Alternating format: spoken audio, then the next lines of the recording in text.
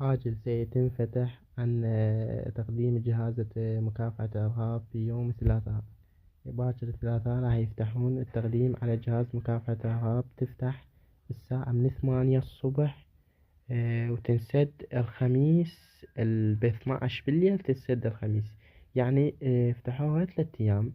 راح تنفتح لأن التعاليم نزلوها، وعندك لأن التعليمات مثل أن يكون المتقدم عراقي الجنسية، يعني أبوك وأمك عراقيين، والعمر من 18 سنة إلى 30 سنة، يعني يحتسب العمر من تاريخ التقدم. أن يكون قوي الأخلاق وحسن السمعة، يعني أخلاقك وهاي. أن يكون مستوى الشروط اللياقة البدنية، يعني لا بيك خلل، لا بيك عاقل أو عملية، لا هاي يعني ولا مسجون قبل، لا من أهلك بالسجن، لا أخوك لا أبوك. هاي ترفض.